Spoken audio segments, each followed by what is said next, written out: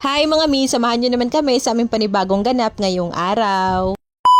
Ito yung araw na pagdesisyonan namin mag-asawa na kukuha na kami ng hulugan na ref. Mga anak namin, iniwan muna namin dun sa aking kapatid. Ina namin sila isinama kasi nakakapagod talagang magbuhat ng bata, dalawa pa naman sila. Super excited ko na nga din pero hindi ko pa alam kung ma-approve ako kasi meron pa akong 3 buwan remaining balance dun sa automatic washing machine namin na kinuha din namin dun. Ito pa rin kami kukuha ng hulugan na ref sa DES Marketing Incorporation kasi napaka-smooth ng transaction tapos mababait pa yung mga staff nila. Grabe ba, hindi naman halata na sobrang excited ko talagang magkaroon na ng ref.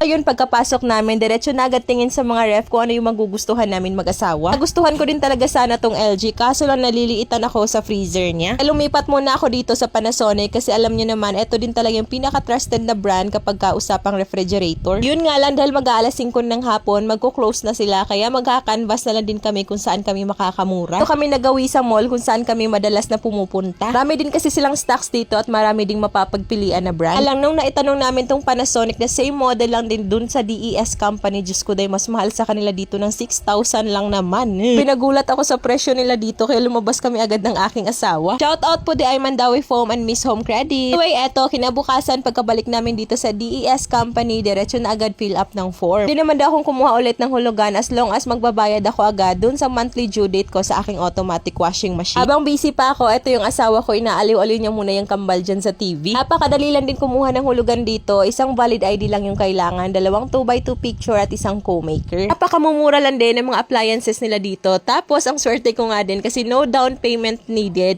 Diretso na agad sa hulugan na bayad. Diba? Kahit hulugan nga lang ito, napakalaki ng discount namin. Kasi diba, isipin nyo, dun sa kabilang 26,000. Sa kanila dito, 20,000 lang. May free na desk fan pa. Karindot. Etong Panasonic na nga po pala yung kukuhanin namin. Inverter na siya, tapos no frost na din. No frost na yung pinili namin para hindi na kailangan mag-defrost every 2 weeks o kaya every month. Yun, habang hinahanda pa nila yung refrigerator na i-deliver sa amin, pumunta muna kami dito sa mga cabinet. Kamura lang talaga dito mga mi, kasi ayan napakalaki niya pero nasa 8,000 lang siya. Na nga din soon, makabalik kami dito, tapos kukuhanin namin yan, tapos cash na, diba? Yung lagayan din kasi ng damit namin mag-asawa, sukong-suko na sa amin. So, bale, eto na nga pala yung refrigerator na i-deliver sa amin. Pero sinubukan muna yan kung gumagana. So, syempre, kaunting demo na rin about sa refrigerator. Ngayon nga, after 1 hour lang na i-deliver na agad dito sa bahay. At grabe, sobrang kinikilig ako kasi finally na meron na nga kaming ref dito sa bahay. Feeling ko para akong isang batang binigyan ng regalo.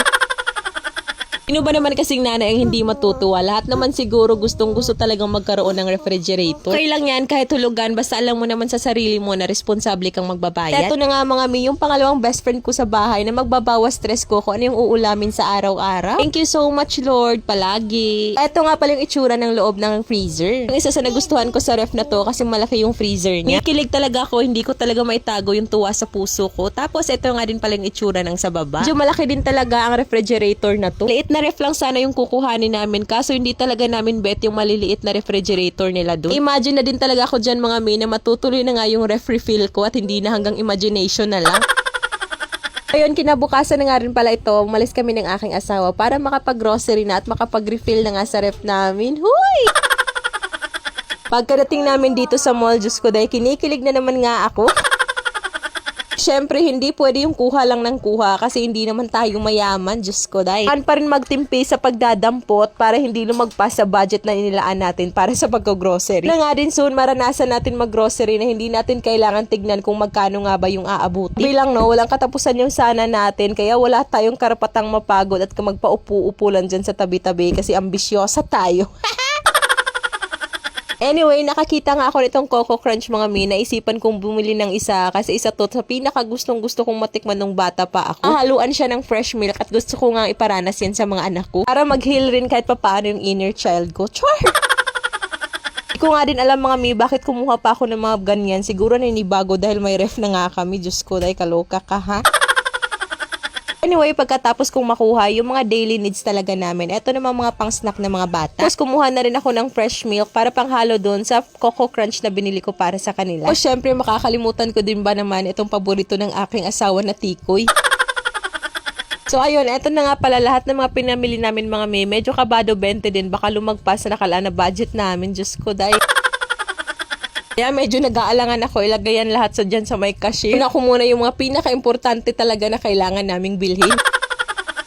Pero super duper thankful ako kay Lord kasi dati yung pinakamalaking budget namin sa pag-grocery is 1,000. Hindi pa nga ako nakakabili no ng mga pang-snacks ng mga bata. Super duper grateful talaga ako kay Lord kasi alam kong paunti-unti umuusad na rin kami. Meron na naman ulit akong bagong gamit dito sa kusina. Unti-unti nakakapundar na talaga tayo ng mga gamit din sa kusina. Ito nga at meron akong kitchen tool set with holder at galing nga pala ito sa Oshine. Pasok na pasok din talaga ito para sa mga theme aesthetics. Set for 6 pieces na nga pala siya. So meron siya ditong peeler, can opener, scissor with clip, at syempre meron ding knife and egg beater. So made with stainless steel kaya hindi rin yan mangangalawang. Tapos kagandahan rin ito, hindi yan maiipunan ng tubig sa ilalim kasi ayan, meron siyang mga butas. Naka-organize din ito para sa ating kusina kasi meron na din siyang holder. Nagamit din natin ang toolset na yan sa araw-araw nating pagluluto. Mura lang din, 259 pesos lang isang set na.